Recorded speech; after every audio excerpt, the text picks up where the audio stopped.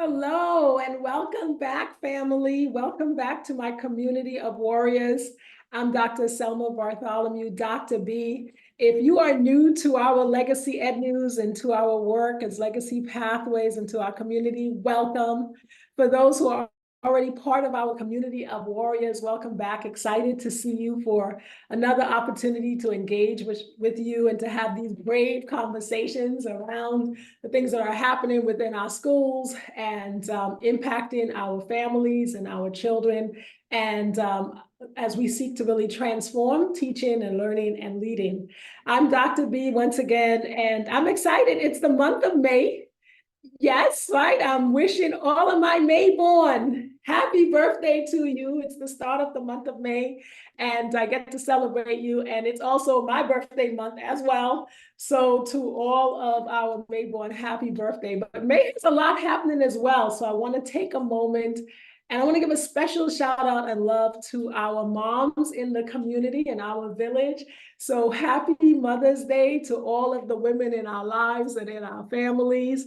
I want to say it's not only about being a mom, but it's also celebrating all of those things around nurturing and caring and giving of yourself to others. And so as we recognize our moms, our grandparents, our great-grandparents, I also want to recognize what I call my angel moms. And so our teachers, right, who are in classrooms every day, loving our children, our paraprofessionals, our security guards, our women in the cafeterias who every day show up and make breakfast and lunch for our children who often go uncelebrated. I want to wish you a happy, happy Mother's Day and give you your flowers now. And let's not wait until right our homegoing in order to tell you how special you are and how loved you are. So I'm giving a special shout out to also to my mom and to all of my aunties and family members. May is also another exciting month for me. I'll probably do a separate video on this, but I get the honor of being the mistress of ceremony for the Grandparents Around the World Ball that is happening on May 18th. You can get tickets at gatw.org.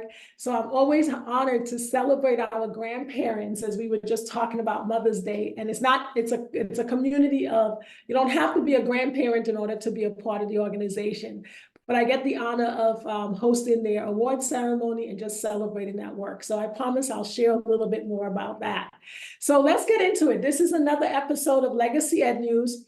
And let me give you a context a little bit about where we're going. So in the last episode, I talked about in loco parentis, and I gave the example of the parents in Michigan who the principal, the educators have a child in crisis. Moms and dads says, no, I'm not taking my child home. And now we have this result of a tragedy. So what does in loco parentis really mean as we look at schools and we look at the challenges that our educators and our leaders are facing? So everything that Dr. B does and everything that my team does, my team knows this, everything we do with intention. And so where am I going with this? And so I'm not just reporting on the news. You can go find news any day. This is not what Legacy Ed News is about. We're here to have brave conversations around the impact of things in our schools and how society outside influences what's happening in our classrooms and the nature of the work that we're doing in our schools. And so we talked about in loco parentis. Today, I'm going to be talking about guardians or risks surrounding the controversy surrounding teachers carrying guns and armed citizens patrol. So that's what I'm going to talk about in today's Legacy Ed News. And in the next Legacy Ed News, so stay tuned next week, wait for it, I'm going to be talking about cannabis and schooling. That's right, Dr. B. I know what you're saying. You say, no, you didn't, Dr. B. I'm going there. Oh yeah, let's talk about the weed. Let's talk about the weed. And yeah, I know everybody says it's recreational, but we're going to talk about that next week. And where I'm really going with this with you, to my family and my community of brave warriors, I really want to get to a point of talking about the serial killer of American values and the American dream. what do you really think is this silent killer? Why are we seeing so much of the violence, the issues around poverty, and the things that are facing us every single day, right? So that's what I'm going to. So I can't get to it all at once. So I know you're going to stay with me for this talk. So let's get into it. Let's get into Legacy Ed News. So the Ed News today that I want to point to is, if you're not aware of it, in more than 30 states in this country, there's legislation that allows a teacher or staff member to carry a weapon into the school as a deterrence and an issue around gun violence.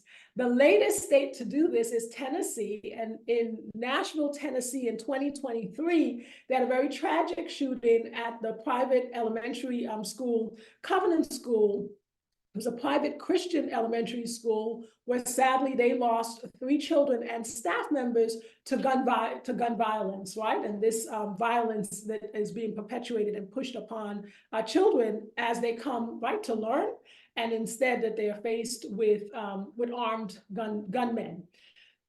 So now the legislation in Tennessee, they've decided that, wait for it, under the new law, the principal, what did I talk about last week in local parentis?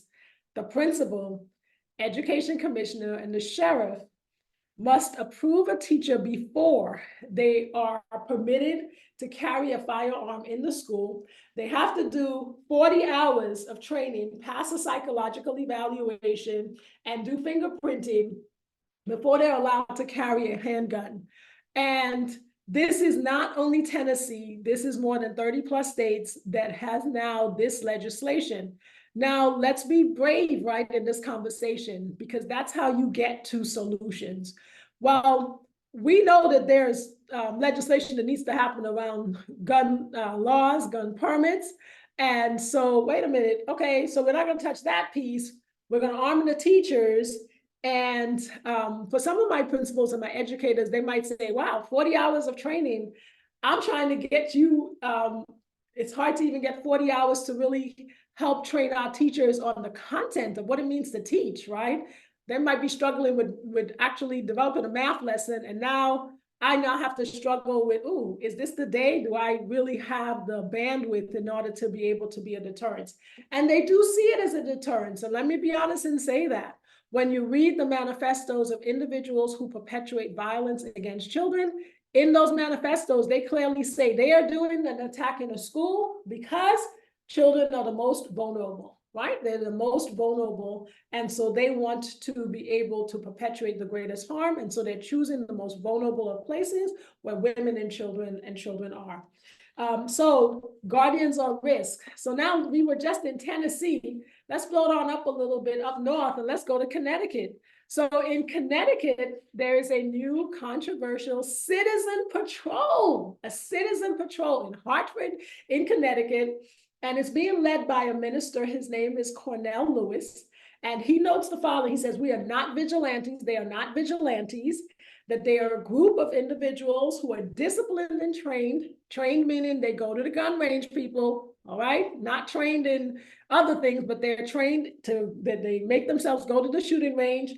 And this is as a result of violence that they were experiencing in their community. And they felt like if there was a breakdown between policing and community, and he wanted to say that they are going to decide to step in and step out and to say not in their community. And as a result, how the process works, and don't quote Dr. B on all of this, but the members of the community were reaching out and saying, hey, we're experiencing this high violence.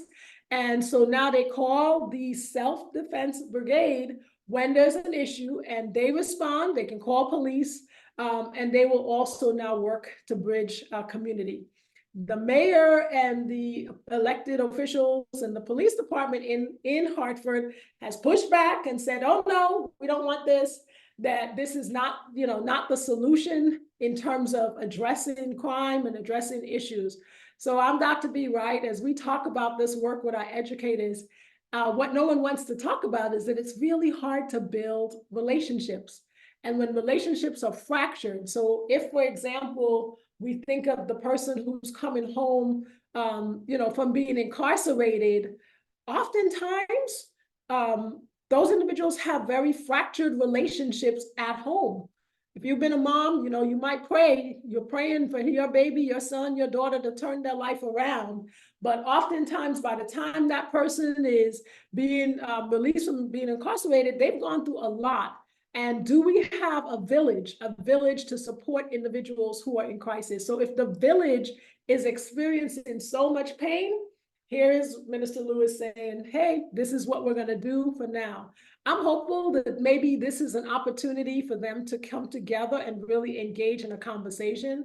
As we do this work, what we often find is that there really isn't a strategic plan, that people are doing work, but they're not necessarily stepping back a minute and really engaging in a plan of what you want to engender in your community and what are you seeking to engender within your schools. So for us, this question, guardians or risk, tell me what you think. Do you think your teachers in your school district, should they be armed?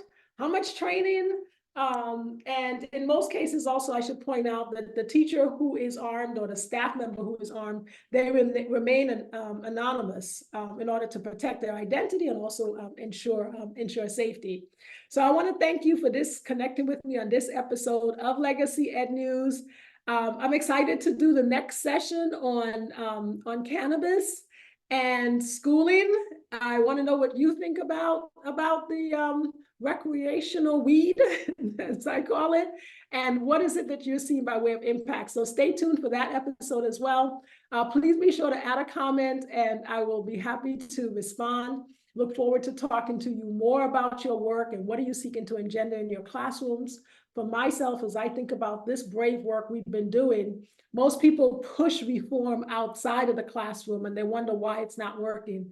Not in our legacy schools, not in our schools. With our legacy lab model and the work that we've been doing with teachers, it's in the classroom. We begin with empowering teachers and students and families to first engage in the classroom together in this structure. And let's give you a structure that works to build voice and to build confidence.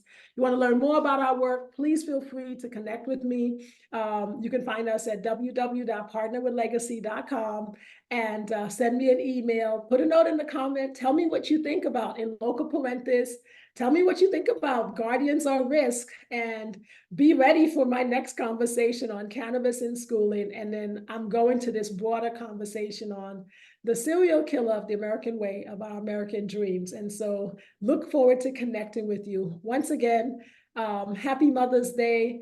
Join me on May 18th for Grandparents Around the World Ball. And happy birthday to all of my Mayborn.